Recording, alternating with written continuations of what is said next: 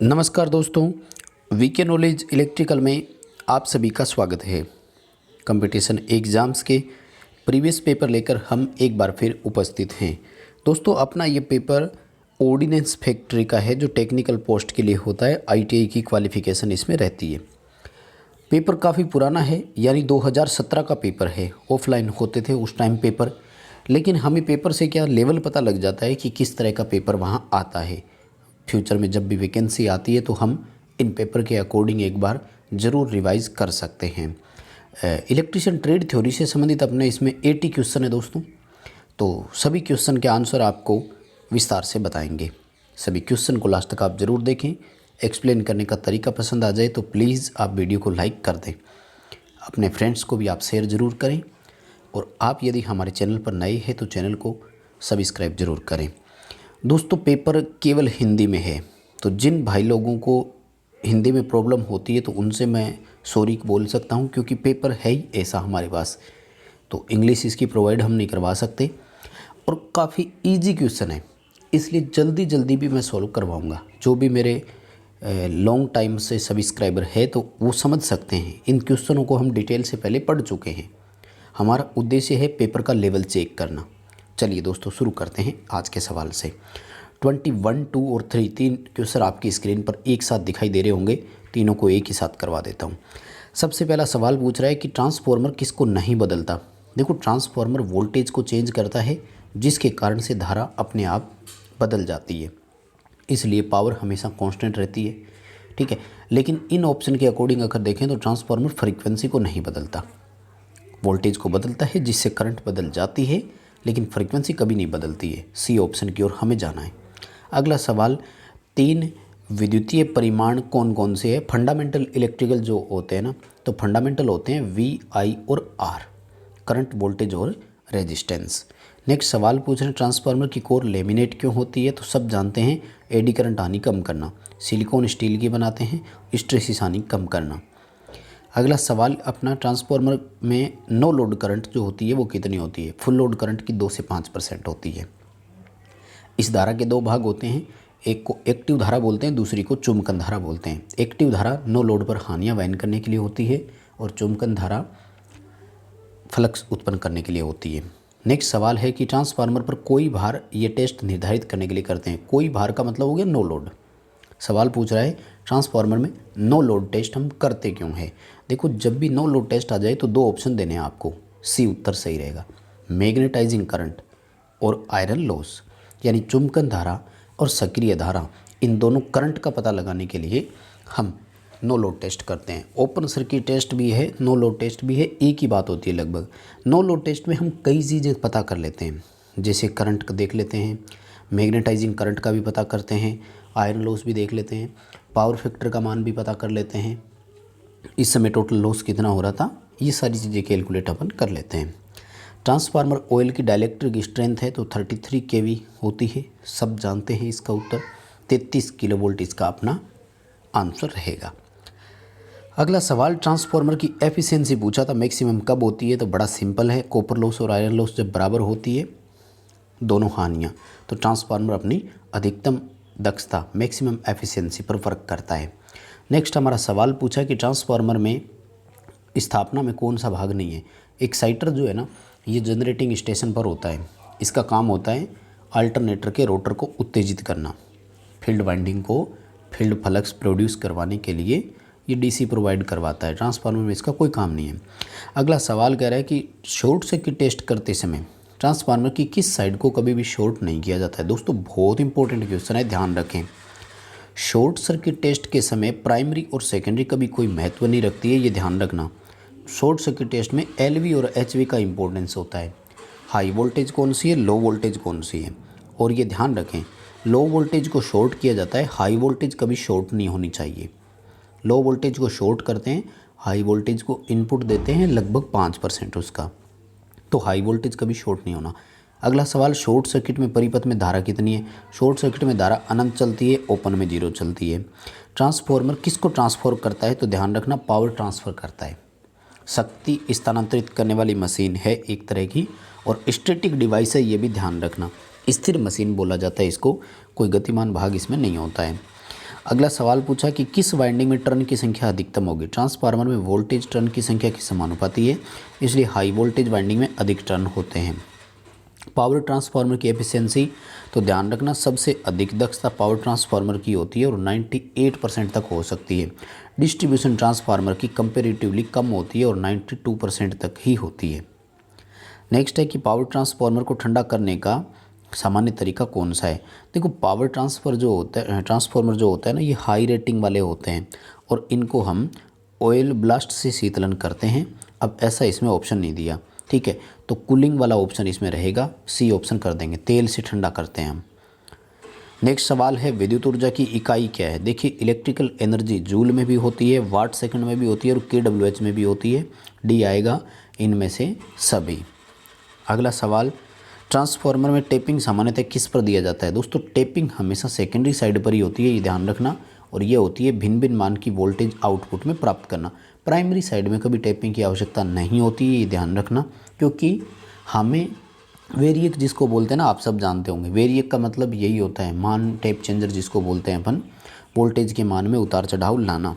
Transformer की rating पूछी थी तो केवीए में होता है, और ट्रांसफार्मर निर्माण के लिए धातु पूछी है तो सिलिकॉन स्टील होता है, सब जानते हैं अपन। और वैसे कंप्लीट नाम याद रखो तो CRGO cold rolled grain oriented होती है। भारत में जो विद्युत होती है मैक्सिमम ट्रांसफ़र तो 400 kV पर हो रहा है, अभी 765 kV भी आ गया है, ध्यान रखें। 4 लाख वोल्ट पर ट्रांसमिट होती है इंडिया में, आइडियल ट्रांसमिशन वोल्टेज भी इसको कहा जाता है। अगला सवाल है कि 66 kV तक की वोल्टेज ट्रांसमिशन करने के लिए केबल में कितने कोर का उपयोग करते हैं। तो 3 कोर 66 kV तक ले सकते हैं, कहीं कोई दिक्कत नहीं होगी, आराम से चल जाता है। 11 किलोवोल्ट तक के लिए अपन से केबल पूछा गया है, तो अलग अलग रेंज के अकॉर्डिंग होती है। 11 किलोवोल्ट तक यदि केबल के यूज की बात की जाए तो बेल्टेड केबल काम में लिया जाता है। वहीं 33 से 66 किलोवोल्ट तक के लिए बात करें तो स्क्रीन केबल होती है। 66 किलोवोल्ट से ऊपर केबल की बात की जाए तो प्रेशर केबल या oil field gas pressure cable अपन इसको बोल सकते हैं। यानी केबल के 3 क्वेश्चन थे।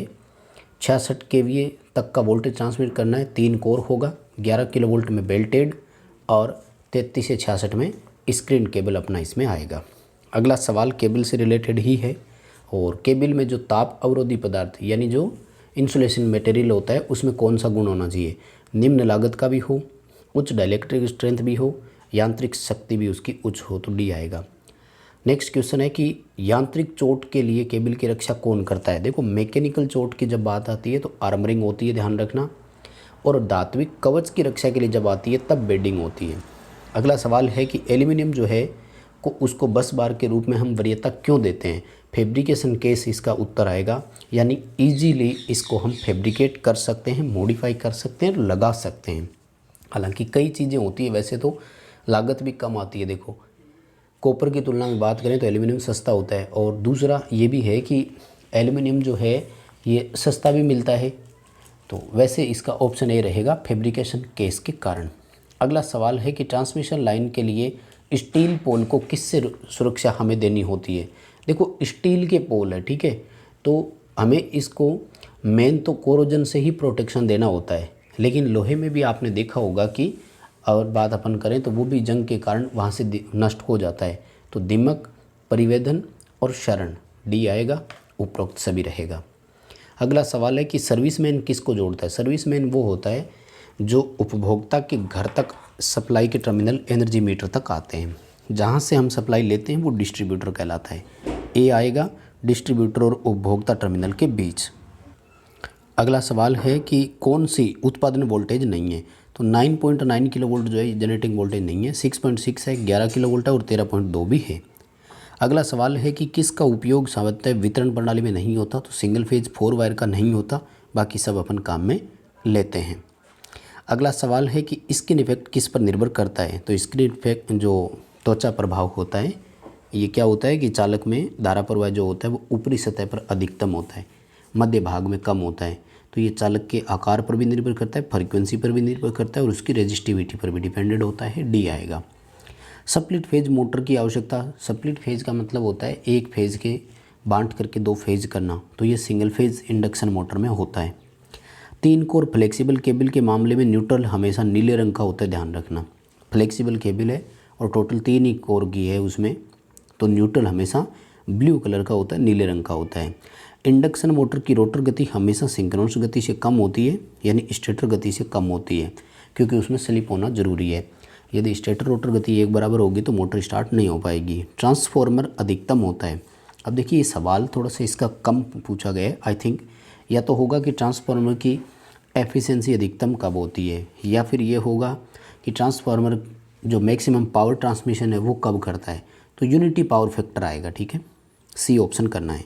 सिंक्रोनस मोटर भारत में क्या प्रोवाइड करवाता है? देखो मोटर प्रोवाइड नहीं करवाती, सिंक्रोनस जनरेटर देता है।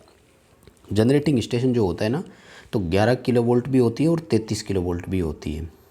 अभी जैसे सुपर थर्मल है तो 11 किलोवोल्ट का जनरेटर होता है, और सुपर क्रिटिकल थर्मल है तो उसमें 33 किलोवोल्ट का जनरेटिंग वोल्टेज होता है। तो डी आएगा, ए और बी। 2 वाट मीटर विधि शक्ति मापने वाली हम स्टार और डेल्टा दोनों पर यूज कर सकते हैं। आसानी से हम इसमें शक्ति मापन कर सकते हैं।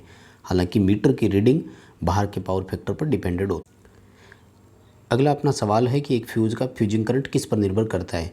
तो फ्यूज़ की फ्यूजिंग करंट एक तरह से धारा के अकॉर्डिंग ही हो गया, जिस बात की धारा होगी, और करंट जो होती है वो प्रतिरोध के अकॉर्डिंग, और प्रतिरोध जो है वो लंबाई, पदार्थ और व्यास सब पर निर्भर करता है। यानी पदार्थ कैसा है, उसकी लंबाई कितनी है, उसका व्यास कैसा है। अगला सवाल है कि आरसी सर्किट में शुद्ध शक्ति कैसी होती है? देखिए सीरीज आरसी सर्किट है, शुद्ध शक्ति हमेशा धनात्मक होगी, ये ध्यान रखना, क्योंकि वी आई कोस फाई की यहाँ पर बात हो रही है, और पावर फैक्टर कभी जीरो नहीं हो सकता, आर और सी है, इसलिए जो भी आएगी पॉजिटिव कंजप्शन ही माना जाएगा हमेशा। नेक्स्ट सवाल है कि विशुद्ध रूप से प्रतिरोधी यानी प्योर रेजिस्टिव सर्किट है, उसमें पावर जो ग्राफ होता है वो जीरो आएगा, तब आएगा जब करंट और वोल्टेज दोनों जीरो हो, क्योंकि P बराबर V इंटू आई होता है। जब ये जीरो होगी तो इस सर्किट का पावर कंजप्शन जीरो आएगा। अगला सवाल है कि RC सर्किट में अधिकतम विद्युत कितनी होती है? प्रभावी मान की 1.414 होती है। अगला सवाल, कम तापमान पर अर्धचालक का व्यवहार कैसा होता है? कम तापमान पर वो एक अचालक की भांति कार्य करता है। समांतर में 4 और 12 ओम के प्रतिरोध जुड़े हुए हैं, कुल प्रतिरोध तो 4 ओम से भी कम आएगा, और उसका कम एक ही दिया हुआ है 3 ओम, तो इसी को कर देंगे। वैसे भी आप निकाल सकते हो, 4 × 12, 4 + 12 कर देना, उत्तर आ जाएगा।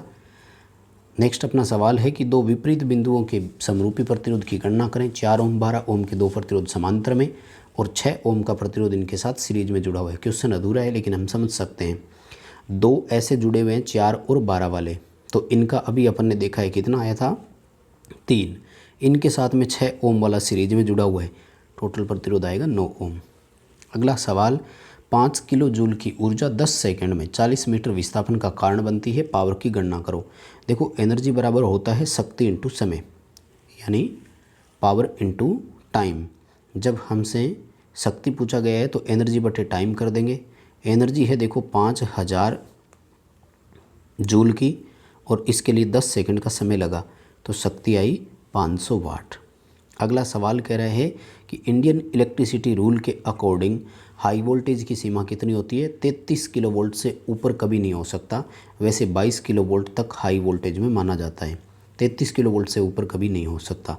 अगला सवाल है कि फ्लोरेसेंट परिपथ में चौक कैसे जुड़ी होती है? तो ट्यूब के सीरीज में होती है, ये क्वेश्चन भी सही है, और धारा के एक परिमाण आपूर्ति करने के लिए भी होती है। ए और डी दोनों सही है इसके।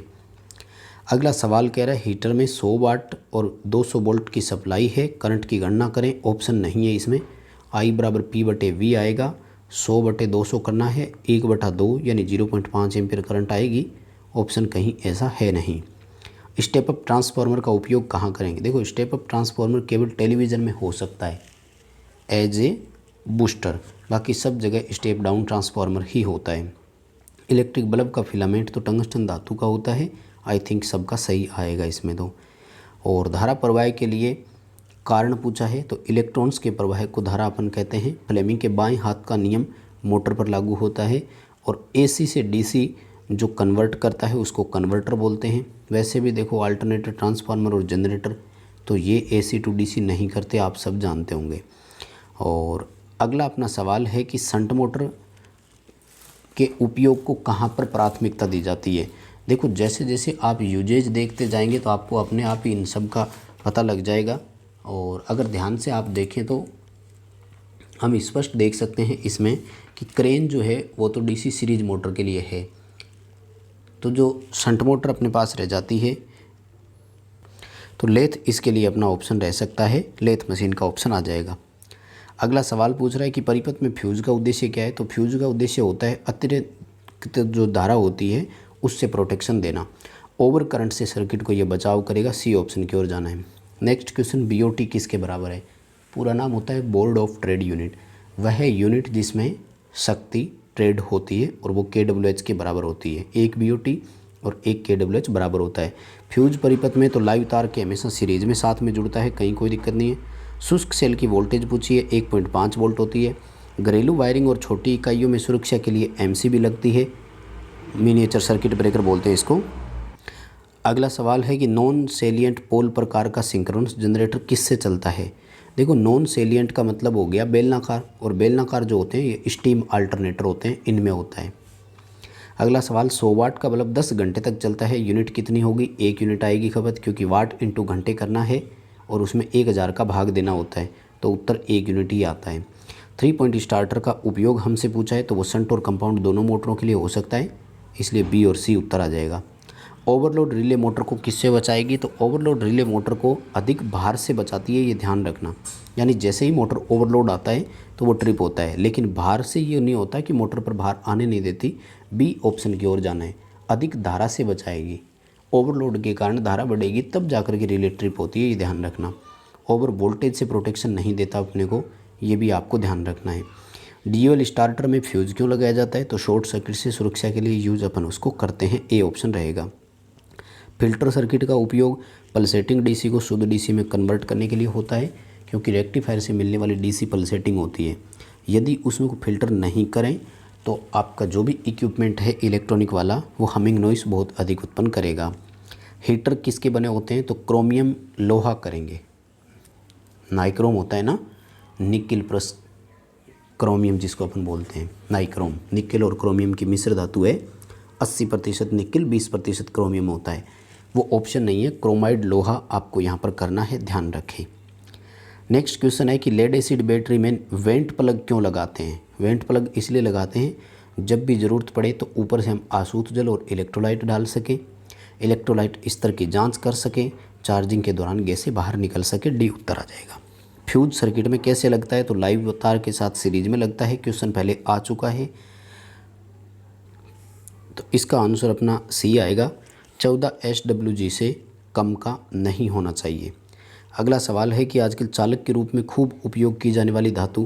तो चालक के रूप में सबसे अधिक उपयोग अपन करते हैं तो वो है एल्यूमिनियम।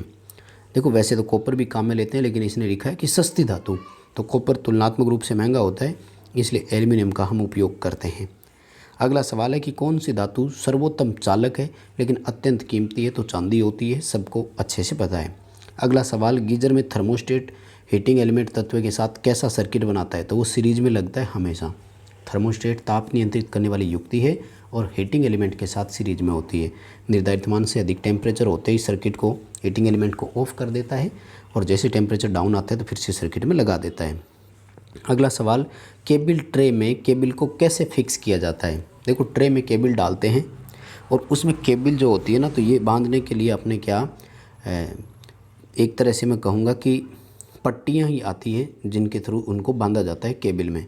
नायलॉन पट्टी इसका ऑप्शन करेंगे अपने। केबल ट्रे में केबल लगाने के बाद उनको बांधा जाता है। नेक्स्ट क्वेश्चन है कि कंटिन्यूस बस बार के लिए सामग्री, कंटिन्यूस बस बार एल्यूमिनियम की ही होगी, ध्यान रखें। वैसे बस बार कॉपर की भी होती है। कंटिन्यूस बस बार का मतलब होता है बड़ी बस बार, जैसे जनरेटिंग स्टेशन पर काम में लेते हैं। ओम किसकी इकाई है। प्रतिरोध, इंडक्टिव रिएक्टेंस, कैपेसिटिव रिएक्टेंस सबकी इकाई होती है। चालक का वह गुण जिसके कारण धारा प्रवाहित होती है, कंडक्टेंस, और कंडक्टेंस का व्युत्क्रमानुपाती किसका है। तो रेजिस्टेंस के व्युत्क्रमानुपाती है। अगला सवाल पूछा कि चालक का प्रतिरोध किसके व्युत्क्रमानुपाती है। क्रॉस सेक्शन एरिया के व्युत्क्रमानुपाती होता है। और जिस यंत्र से धारा का पता लगाते हैं, तो करंट डिटेक्टर जो होता है वो गैल्वेनोमीटर है यहाँ पर, वैसे मेजरमेंट के लिए एमीटर होता है। सीरीज समांतर दोनों में कौन सा कथन सत्य है। तो शक्ति का योग हमेशा किया जाता है, यानी सीरीज हो या पैरेलल P1 + P2 होता है, और फ्यूज तार की रेटिंग हमेशा एम्पियर में होती है। बस दोस्तों, ये थे 80 क्वेश्चन। सिंपल से क्वेश्चन है, कहीं कोई टफ क्वेश्चन नहीं था। उम्मीद है कि आप सबको ये क्वेश्चन पहले से पता थे। वीडियो को लाइक ज़रूर करें, फ्रेंड्स को भी शेयर ज़रूर करें। आप चैनल पर नए हो तो चैनल को सब्सक्राइब ज़रूर कर लेना।